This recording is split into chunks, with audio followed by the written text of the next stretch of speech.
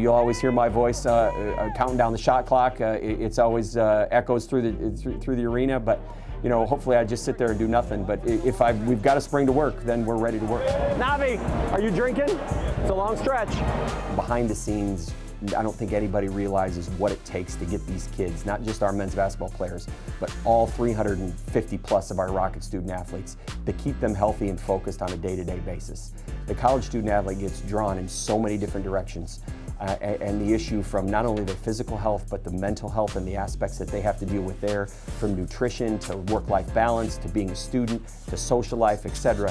The athletic trainer is the focus of that. And so what we try to do here is balance that all out and be a sounding board for those kids and use our resources to make sure that they, we can give them every tool that they have to succeed.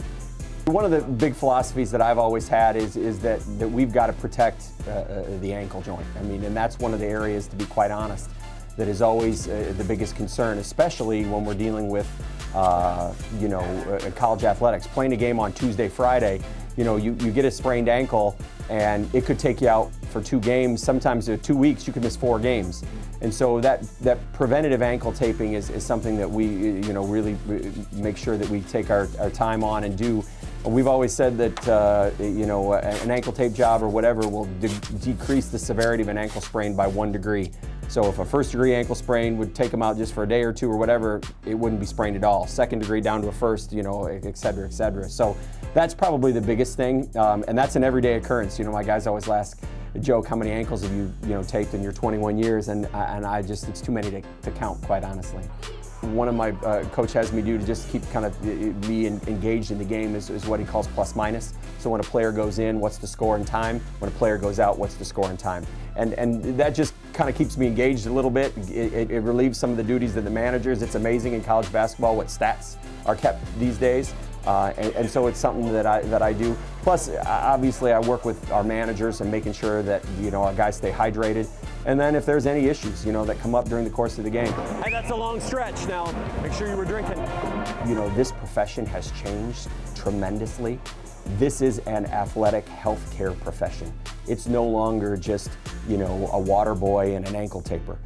This profession, what we do day in and day out, impacts the health of and safety of the student athlete and protects the institutional liability. We've got a big job to do, and if we don't do it, it sets the student athlete up for further harm, the institution up for concern, and so we don't take this job lightly.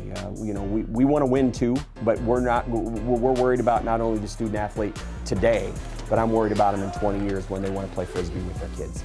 That the long-term health and safety is our #1 focus, and it always will be. Yeah! A lot of folks in my role as a director and administrator have pulled away from sports and that day-to-day aspect. There's nothing more fun to me than to put the bow tie and sweater vest on and walk out, on a game day. I don't care whether or not you're at an arena where there's 610 fans, or you're at Duke or Michigan State or the Mid-American Conference Finals last year in the tournament. It's those days that watching those kids and put their all and doing everything that you can in your power to get them back on the court. To me, that's one of the most important things that I can do to help them succeed.